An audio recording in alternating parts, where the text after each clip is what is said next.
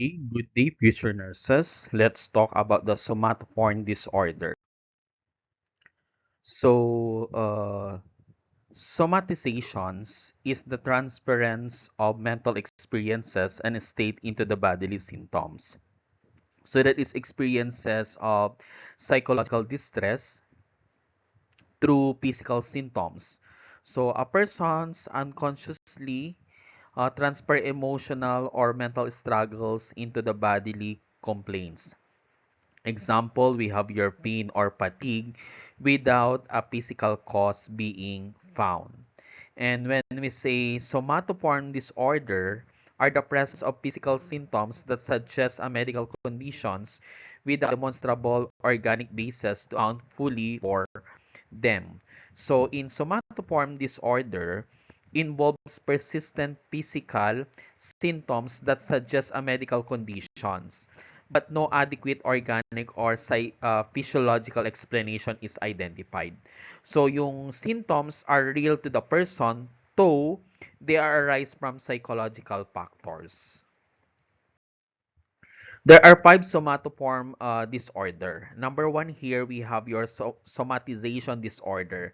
So it is involves the multiple physical complaints over several years. So the symptoms here is a combination of pain, gastrointestinal issues, sexual symptoms, and pseudo-neurologic complaints. Example, painting and paralysis. Take note here that it often begins before age of 30 and leads to frequent doctor visits. Okay? And then we have your conversion disorder. In the conversion disorder, that is functional neurological symptom disorder. So that is a sudden loss or alteration of motor or sensory function. For example, papasok na dito yung paralysis, blindness, or seizures that can be explained by the medical evaluation. So, yung psychological link natin dito is symptoms usually follow a stressful event. So, ang key sign natin dito na we have your label indifference, which means the person shows a surprising lack of concern for dramatic symptoms. The other one, we have pain disorder. So pain disorder is now part of the somatic symptom disorder in DSM-5.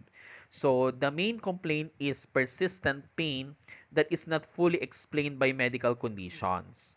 So usually there are psychological factors are thought to play a major role in the intensity, onset, or worsening of the pain. Okay. Next, we have your hypochondriasis, known as illness anxiety disorder, because there is a persistent fear or belief that one has a serious illness despite of the medical reassurance. So usually, the behavior here is frequent health check or doctor visit or avoidance of healthcare due to the fear of the diagnosis. And then we have your body dysmorphic disorder, that is preoccupations with an imagined or minor defect in a physical appearance.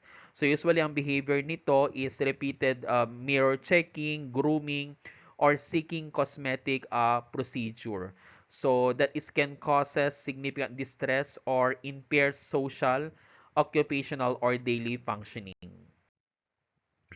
Another one, we have your related disorder, that is malingering, that is intentional production of false or grossly exaggerated physical or psychological symptoms that is typically motivated by external gains such as avoiding the work, receiving financial compensations, or obtaining prescription medication. So, individuals who are malingering are fully aware of their actions and will often cease their symptoms once the desired outcome is achieved. So, in contrast, meron tayong tinatawag na factitious disorder that is involved intentionally feigning or producing symptoms of a physical or psychological conditions.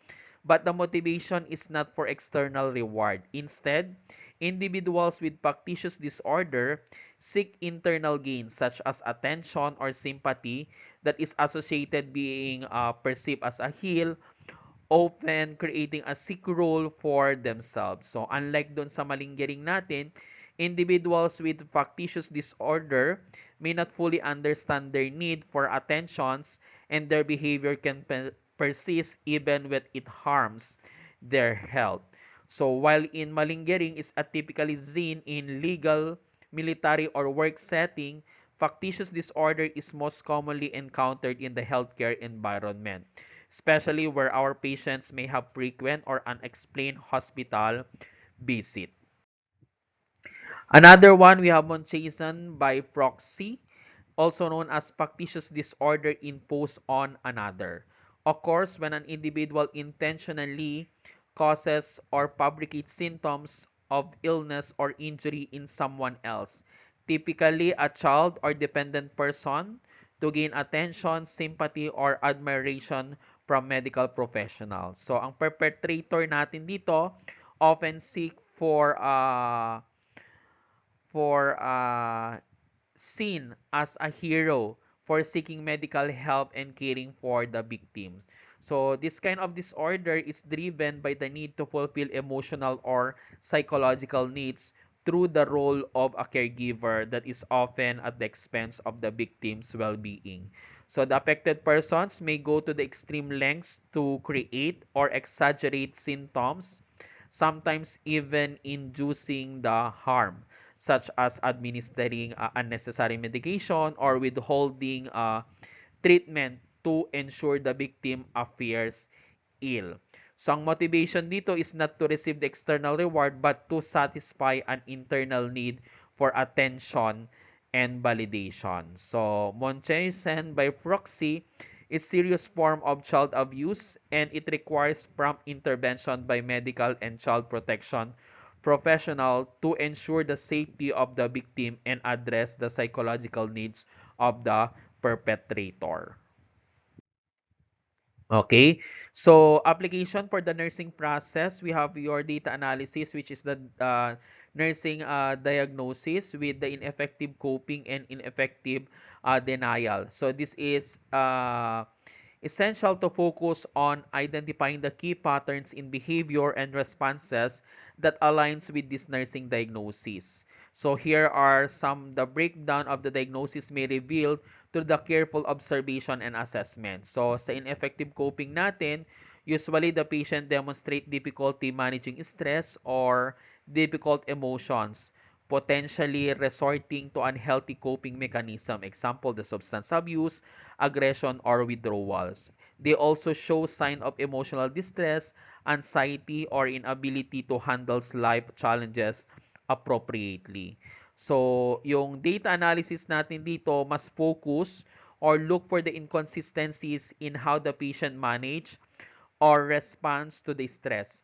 Patterns of escalation in stress or emotional regulations can be identified through interviews, questionnaire, or monitoring behavior during the challenging situations. And also, we need to identify the gaps in coping strategies can help in tailoring interventions and promote healthier coping mechanism. In ineffective denial naman, the patients may minimize or reject the reality of their conditions, that is refusing to acknowledge the impact of their illness or situations. So this can be manifest as a refusal to follow medical advice, a lack of compliance with treatment plans, or avoidance of necessary lifestyle changes. So ang data analysis focus natin, we need to track and analyze the patient's willingness or reluctance to engage in the treatment.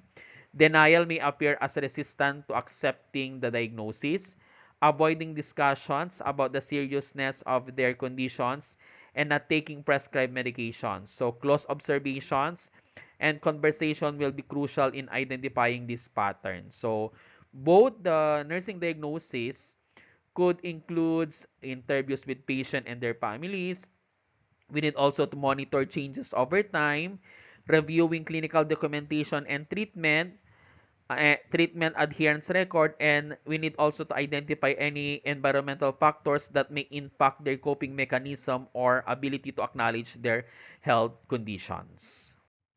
Okay, the intervention here for ineffective coping and ineffective denial should focus on supporting the patient in acknowledging their emotional needs and develop healthier coping mechanisms.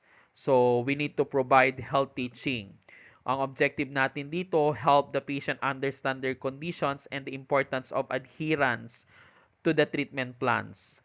Ang action pwede dyan, educate the patient about their diagnosis, treatment option, and the potential consequences of not addressing their health concerns. So this may involve explaining the effects of the behavior, for example, the denial of the illness, and the physical and emotional health, and tailor the education to the patient's level of understanding and readiness to accept the informations.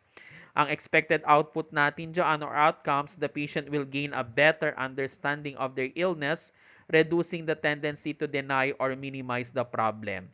And this increase the likelihood of the treatment adherence and healthier coping mechanism. And then we need to assisting client to express emotions.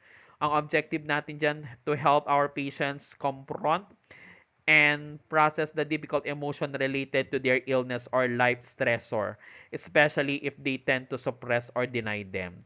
So, ang pwede natin gawin dyan, create a safe and non-judgmental space where the patients feel comfortable expressing their feelings, use active listening techniques, validates the patient emotion, and help them explore their feelings of fear, frustration, or anger.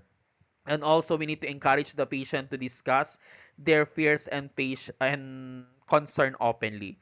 Expected output natin dito, the patient will feel supported in expressing their emotions, which can lead to increased emotional regulation and reduce the use of denial as a coping mechanism.